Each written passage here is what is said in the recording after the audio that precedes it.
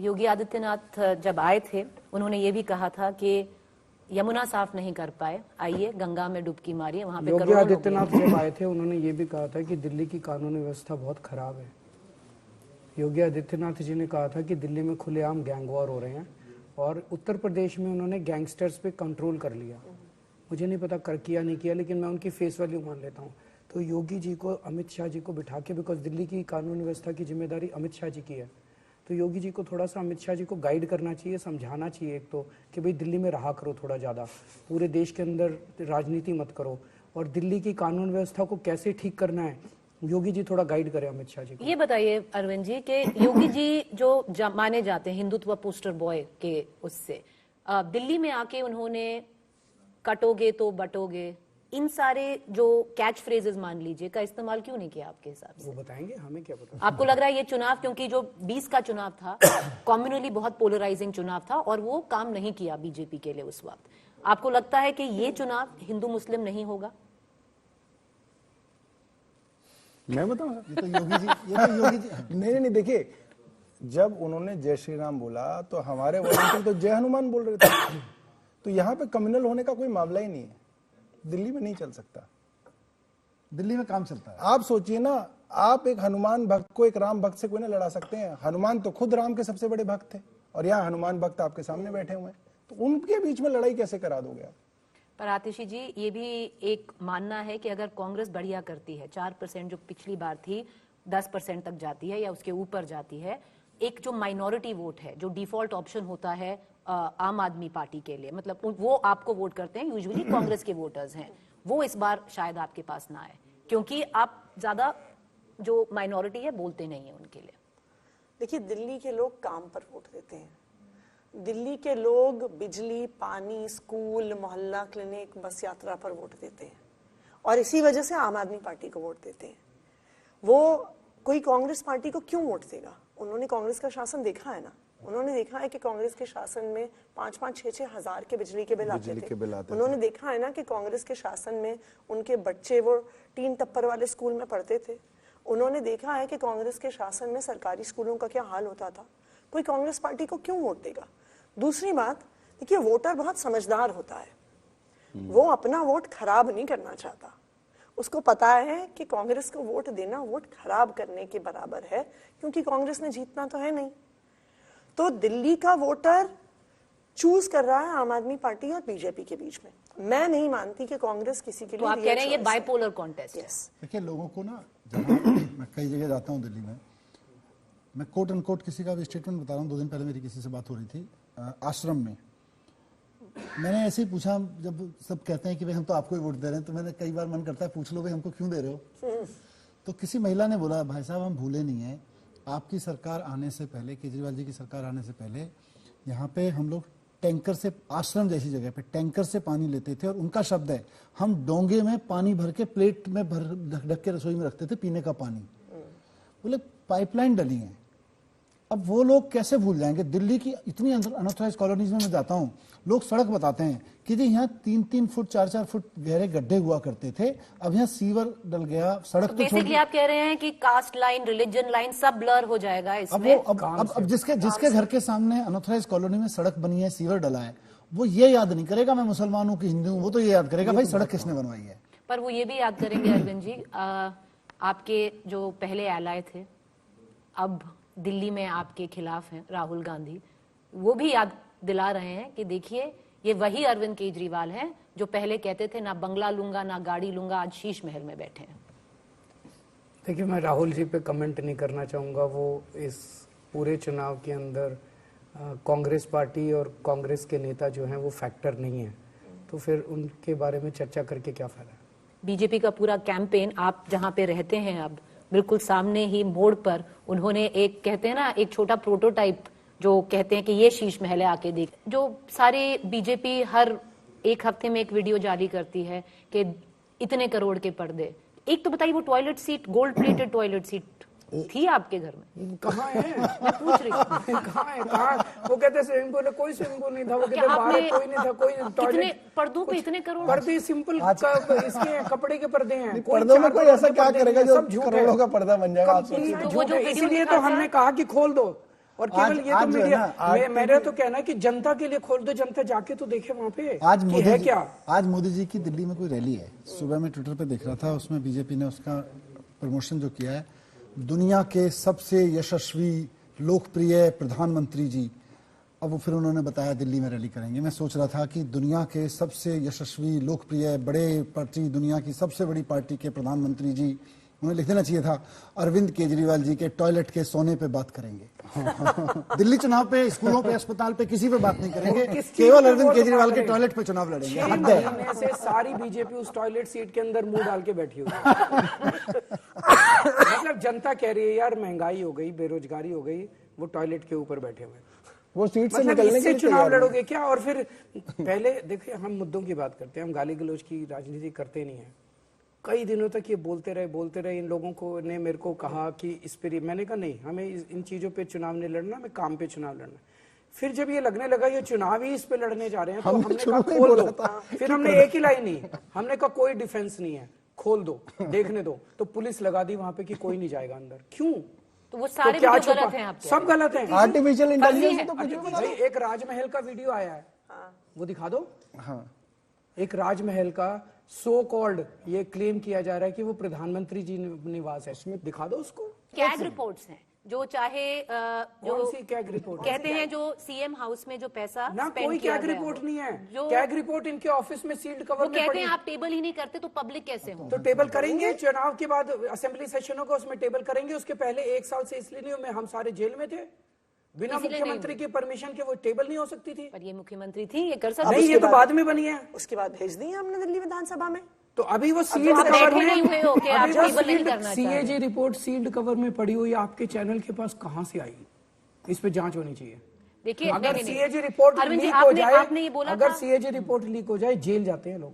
पर अरविंद जी आपने ये चीज बोली थी जब लीक हुई थी कोयला घोटाले में, बिजली घोटाले में, आपने आप वही रिपोर्ट लेके गए थे डॉक्टर मनमोहन सिंह के, लीक नहीं हुई थी और टेबल हो गई थी। टेबल हुई थी रिपोर्ट, टेबल होने के बाद और रिपोर्ट पब्लिक हो नहीं सकती जब तक आप टेबल नहीं कर टेबल सकते। करेंगे खुलेआम चौड़ी हो सकता है उसमें तारीफ लिखी हो हमारी। चुनाव पे वापस आते हैं, जो मुद्दे हैं, यही कांग्रेस मुद्दा का है रोल, वैसे। कांग्रेस का रोल। अरविंद केजरीवाल जी, आपको इस चुनाव में अगर डर है कि बीजेपी बेहतर करे या कांग्रेस बेहतर करे? बहुत कह रहे हैं एक्स फैक्टर इसमें कांग्रेस होगा। मैं थोड़ा सा टोकूंगी इसमें। आपने कहा चुनाव आप लोग चारों बैठे टोक ही रहे हैं, थोड़ा सा चाट खा लीजिए। आपने कहा चुनाव के मुद्दों पे आते हैं।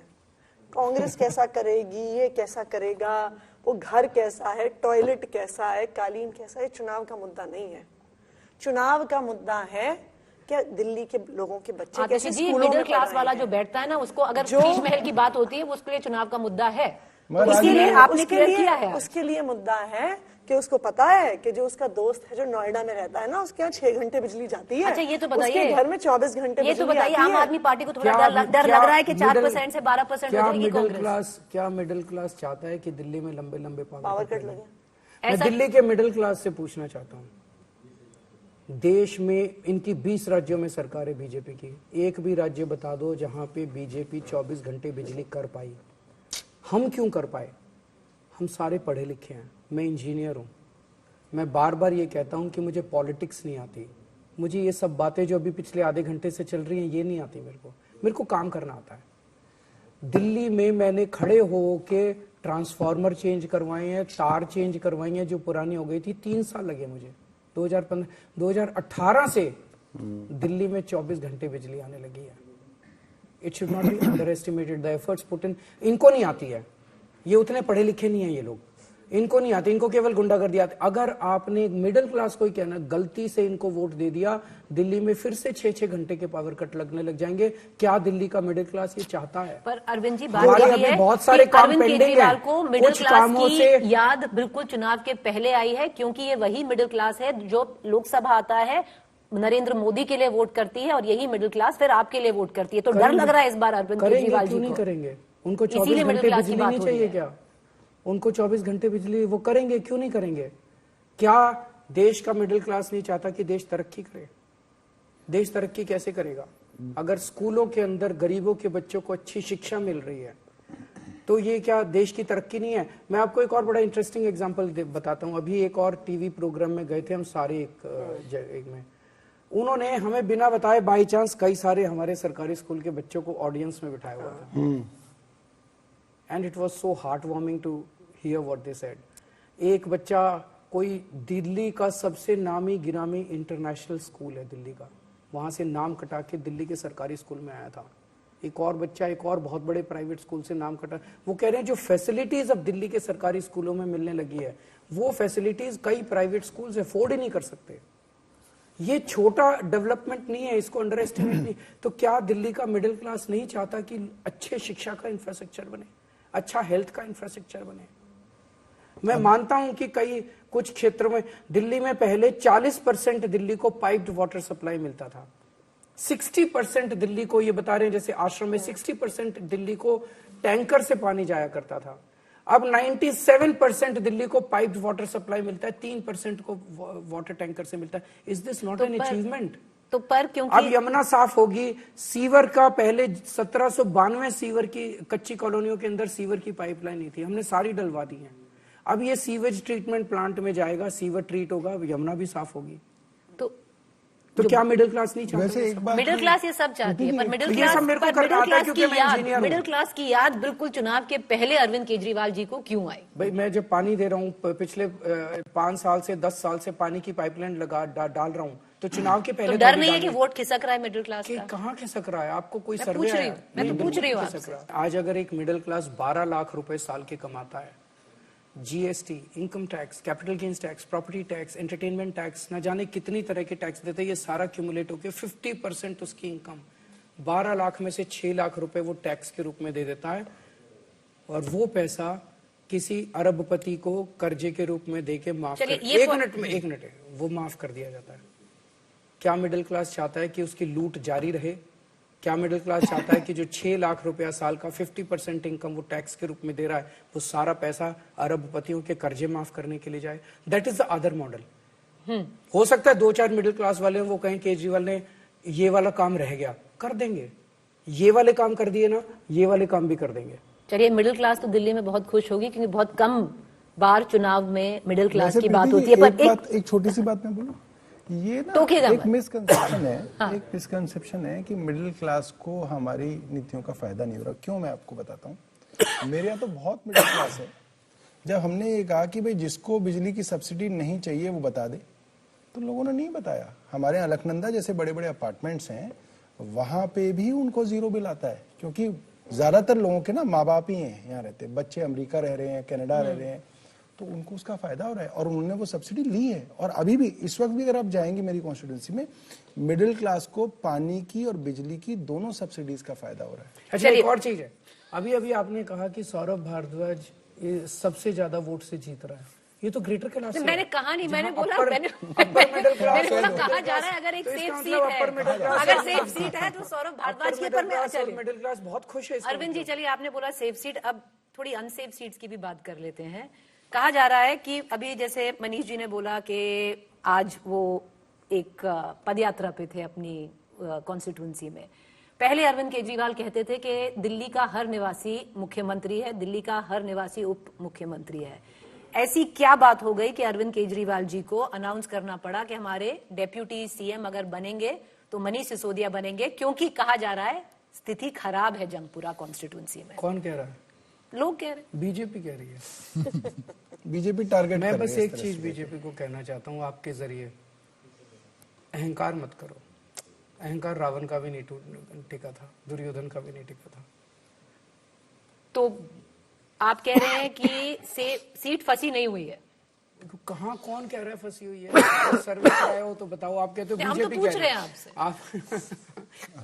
आप नहीं पूछ रहे, बीजेपी कह रही है। चलिए, नहीं, अच्छा, एक महीने से ये नैरेटिव तैयार किया जा रहा है कि कालका जी, जंगपुरा और नई दिल्ली फंसी हुई है। तो बीजेपी ने एक तरह से ये डिक्लेयर कर दिया, बाकी दिल्ली तो छोड़ दी हमने, हम हार रहे हैं। एक्चुअली छोड़ दी उन्होंने, और वो 3 सीट के ऊपर बीजेपी कंसंट्रेट कर रही है, और तीनों सीटों में इतनी गुंडागर्दी मचा रखी है, इतनी गुंडागर्दी, पूछो इनसे पूछो कैसे हमारे कार्यकर्ताओं को अटैक किया जा रहा है डेली, कैसे उनको धमकियां दी जा रही है, सीधे कैंडिडेट्स उनके, और पुलिस कोई एक्शन नहीं लेती है। कैसे खुलेआम राशन बट रहा है, चादरें बट रही हैं, साड़ियां बट रही हैं, शॉल बट रही हैं, जूते बट रहे हैं, पैसे बट रहे हैं। कहा यह भी किसी- जाता है कि किसी- तीनों किसी- कॉन्स्टिट्यूंसी में पंजाब पुलिस खूब घूम रही है। किसी एक महिला ने किसी चैनल पे कुछ बोल दिया कैंडिडेट के खिलाफ कि वो तो गुंडागर्दी करता है हमारे यहाँ पे, कि पहले भी जब वो एमएलए था तो बहुत बड़ी गुंडागर्दी करता था और हम वापस गुंडागर्दी नहीं लाना चाहते। वो चला सोशल मीडिया पे भी, फिर किसी चैनल पे चला, सोशल मीडिया ने वालों ने उठा के डाल दिया, हमारे पार्टी के लोगों ने उठा के डाल दिया। उस महिला का ढूंढ के फोन आया मेरे पास, बोली जी ये वीडियो आप अपनी पार्टी वालों से हटवा दो, मेरे पास में धमकियां आने लगी हैं। तो मनीष जी वोटर्स इस ने बार बड़ी गुंडागर्दी की। इस बार खुलेआम वोटर्स को धमकियां दी जा रही है। दिल्ली ये पसंद नहीं करती, इनको बैकफायर कर रहा है बुरी तरह से। मेरे को ये लगता है कि ये तीनों सीटें रिकॉर्ड मार्जिन से जीतेंगे। मैं आऊंगी। हमें कुछ ज्यादा प्रचार करने की जरूरत ही नहीं पड़ रही। पर मनीष जी- जिस तरह से ये धमकियां दे रहे हैं, जी जिस तरह से ये गुंडागर्दी कर रहे हैं, हर कॉलोनी के अंदर ये बैकफायर कर रहा है। लोग कह रहे हैं इस बार इनको जब वोट बटन दबाने जाएंगे तब इनको मजा चखा। पर मनीष जी वो मैं नहीं तो होगा आपको जो बता रही पिछली हूँ। बार हुआ था पटपड़गंज मतलब मुझे अभी भी याद है भारी बहुमत से आम आदमी पार्टी जीत गई थी, पर अरविंद केजरीवाल जी घर से बाहर नहीं निकले 4 बजे के पहले, क्योंकि मनीष सिसोदिया जी की सीट तब तक डिक्लेयर नहीं हुई थी। 3000 मार्जिन से आपकी सीट तब डिक्लेयर हुई थी। उतना ही क्लोज रहेगा या अच्छे से निकालेगा? 8 तारीख का इंतजार कीजिए। पचपड़गंज, जंगपुरा सब इम्पोर्टेंट हैं और दिल्ली की एक एक सीट इम्पोर्टेंट है। जी हमारे लिए इश्यू इम्पोर्टेंट है कि दोनों तरफ ना भी इस बातचीत का, एक तरफ है कि अब की बार गाली गलौज सरकार, हम कह रहे हैं अब की बार 25,000 है कि वो कह रहे हैं कि अब की बार लाओ गाली गलौज सरकार, हम कह रहे हैं अब की बार बचाओ फिर से 25,000 हर महीने। 25,000 हर महीने। मैं अभी आपकी सीट पे आती हूँ, क्योंकि अरविंद जी जो होम मिनिस्टर है अमित शाह, पिछली बार 23 रैली की थी, काफी रोड शो कर रहे हैं इस बार। उन्होंने हमारे इंटरव्यू में साफ बोला है कि अरविंद केजरीवाल जी अपनी सीट हार रहे हैं। परवेश वर्मा जो आपके खिलाफ हैं, उन्होंने लिख के दिया है कि 20,000 सीट वोटों से मैं अरविंद केजरीवाल को हराऊंगा। मैं बस ये कहना चाहता हूँ, अहंकार मत करो, 8 तारीख का इंतजार करो। मैं हर कॉलोनी में जा रहा हूँ, हर एक व्यक्ति से मिल रहा हूँ, उनके पैर छू रहा हूँ, उनको गले लगा रहा हूँ। वो हर कॉलोनी में जा रहे हैं, गुंडागर्दी कर रहे हैं, धमकी दे रहे हैं, हमारे साथ नहीं आए तो हम ये कर देंगे, तुम्हारी नौकरी ले लेंगे, ये कर। तो जनता तय करेगी कि गुंडागर्दी चाहिए कि प्यार चाहिए। तो नंदीग्राम नहीं होने वाला है इस बार दिल्ली में। आप इंतजार कीजिए। 8 तक अब ये पर theoretical अरविंद जी आप पहले बहुत कॉन्फिडेंट होते थे, 2-3 चीजें हमारे पास भी लिखी हुई हैं। आपने बोला था 55 सीट के ऊपर मैं न्यू दिल्ली इतने से जीतूंगा, तो आप थोड़े इस बार अंडर कॉन्फिडेंट है नहीं, कि अंडर कुछ कॉन्फिडेंट बोलूंगा नहीं? मैंने बहुत इंट्रोस्पेक्शन किया जब मैं जेल में था। मैंने कई चैनल्स में बोला, मैंने गीता पढ़ी, मैंने मेडिटेशन बहुत किया, और मैं इस नतीजे पे पहुंचा हूं कि किसी भी इंसान को अहंकार नहीं करना चाहिए। और जब मैं कागज पे लिख के देता था, उसमें कहीं ना कहीं मेरा अहंकार झलकता था। मैं अब कभी लिख के नहीं दूंगा, मैं कभी बड़ी बड़ी बातें नहीं करूंगा, हम तो ये कर रहे हैं, हम तो ये कर रहे हैं। हम हाथ जोड़ के पैर पकड़ के सबसे वोट मांगेंगे, जो जनता का निर्णय होगा स्वीकार करेंगे। लेकिन जो मैं जब जनता में जा रहा हूँ, जनता से प्यार मिल रहा है, मैं इतना कह सकता हूँ, सरकार आम आदमी पार्टी की बन रही है, अच्छे बहुमत से बन रही है। पिछली बार जितनी सीट आई थी उससे 2-4 ऊपर नीचे हो सकती हैं। आम जनता में यही माहौल है कि पिछली बार जितनी सीट आई थी उससे 2-4 ऊपर नीचे हो सकती हैं। सरकार कंफर्टेबली आम आदमी पार्टी की बन रही है, लेकिन फिर भी ये मेरा स्टेटमेंट अहंकार के उससे नहीं है, जो मेरा असेसमेंट है उससे। बाकी मैं कोई सीट का प्रेडिक्शन या अपने वोटों का प्रेडिक्शन ये सब नहीं करूंगा। एक चीज बहुत बार हर सभा में बीजेपी कह रही है कि देखिए आप वोट दें आम आदमी पार्टी को, पर अरविंद केजरीवाल सीएम तो बन ही नहीं सकते, क्योंकि सुप्रीम कोर्ट की जो बेल ऑर्डर है उसमें वो सीएम बन ही नहीं सकते। कहाँ लिखा है? कहाँ लिखा है? ये पूछ रहा हूँ कि जब बीजेपी कहे कि भाई अरविंद केजरीवाल जी सुप्रीम कोर्ट के आदेश के अनुसार मुख्यमंत्री नहीं बन सकते, तो बीजेपी से कोई पूछ भी तो ले भाई कहाँ लिखा है इसमें। हमको अंग्रेजी समझ में नहीं हो सकता, किसी और अंग्रेजी भाषा में लिखा हो। नहीं, अब बीजेपी को तो ये कहना चाहिए कि इनकी सरकार ही नहीं बनी, तो उनको टेंशन क्यों है कि इनका मुख्यमंत्री कोई बन रहा है।